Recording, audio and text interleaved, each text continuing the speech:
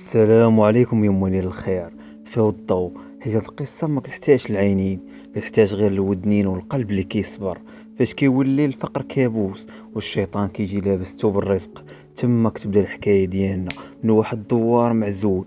عبد الحق وفوزيه بغاو يهربوا من الجوع، صدقوا هاربين من شي حاجه ما عندهاش سميه. حدي وراكم وقربوا تسموا الحقيقه المره ديال ديك النخله اللي ما بغاش تموت، النخله اللي عندها مواليها. كما كنعرفوا ان دكاله في الليالي ديال الشتاء كتولي بحال شي مقبره كبيره، حيت الضباب كينزل للاراضي المحروثه. فهاد الدوار كاين واحد الطريق مهجوره، وفي الجنب ديالها واقفه واحد النخله. هاد النخله ما كانتش بحال اي شجره كنعرفوها، كانت عوجه، جذعها كحل بحال محروقه بالنار ديال جهنم. عبد الحق وفوزيه كانوا هما عنوان الفقر في هذاك الدوار. دارهم مبنيه غير بالتراب، والسقف ديالهم ديما فيه القطره.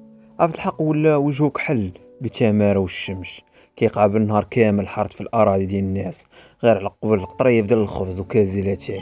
فوزيه مسكينه كانت صابره مع الحلوه والمره، ولكن واحد النهار الجوع والفقر وصلوا ليها العظم.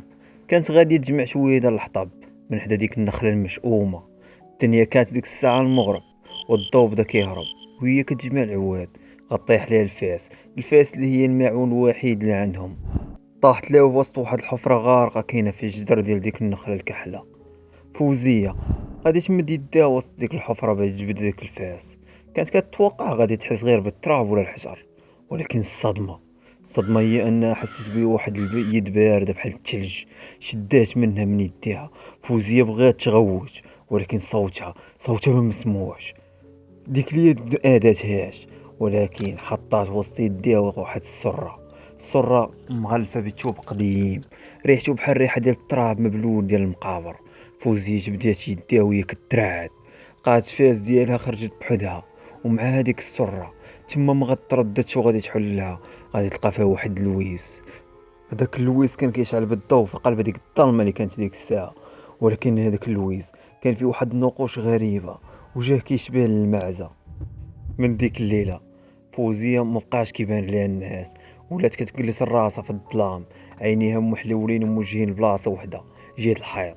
عبد الحق غادي يلاحظ باللي مرتو بدات كتزيان بطريقه غير طبيعيه. التجاعيد اللي رسمهم الفقر على وجهها ما بقاتش، بشرتها ولات بيضاء وناعمه.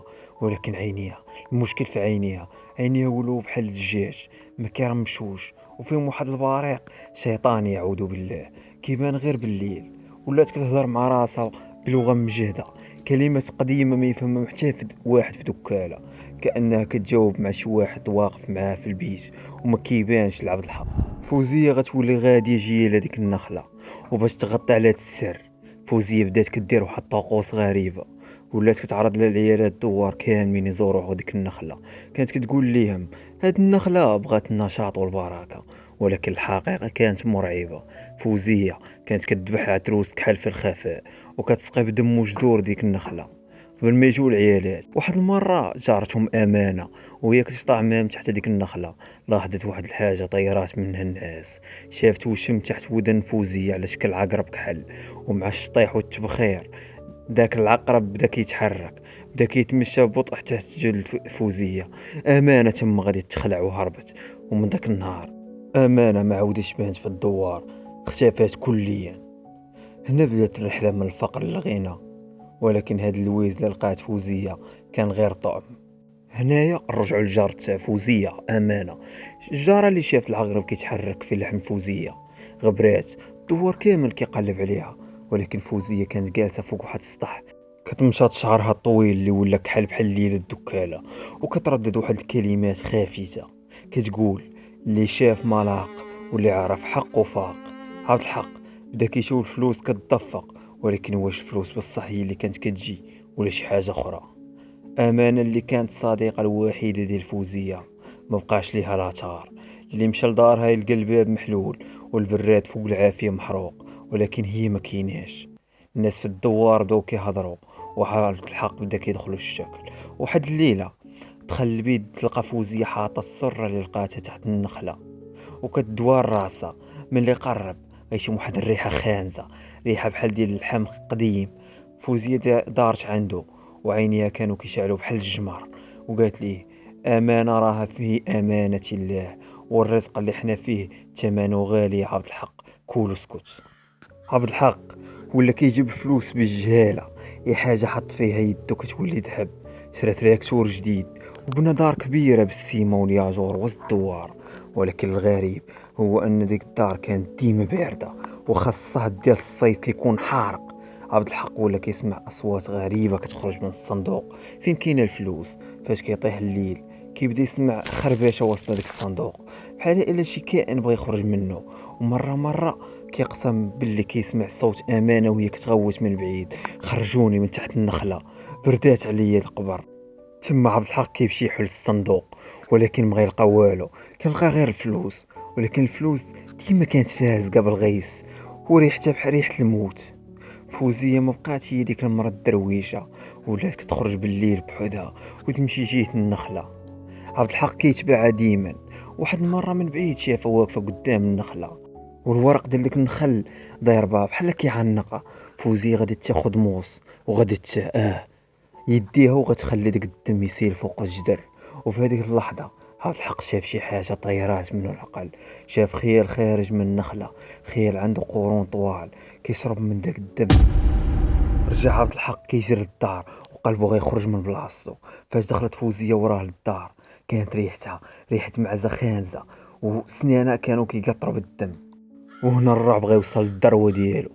فاش عبد الحق مبقاش كيقدر يشوف راسو في المرايه، كل ما قرب يغسل وجهه ولا يمشط كيبان ليه وراه في المرايه واحد الضل كحل، عنده عينين حمرين وصغار، واقف على جوج رجلين بحال بنادم، ولكن الحوافر هما ديال المعزه. هاد الكيان ما كيهضرش، كيبقى غير يشوف فيه ويضحك ضحكه مكتومه كتشبه الباع ديال المعزه، ولكن بنبره بشريه. عبد الحق ولا كيهرب من الضوء ولا كيخاف من الظلام، وحس بلي الدار اللي بناها ماشي هو اللي ساكن فيها، كاينين الناس اخرين معاه. راكم فهمتوني؟ وصلت ليلة الاربعاء المشؤومة. تما عبد الحق من كثرة الخوف والضغط شرب بزاف وبدا كيغوت على فوزية، نكر كاع البركة اللي عطاتو، وبدا كيضرب فيها ويقول لها: انتي ساحرة، انتي جنية، رجعي لي حياتي القديمة.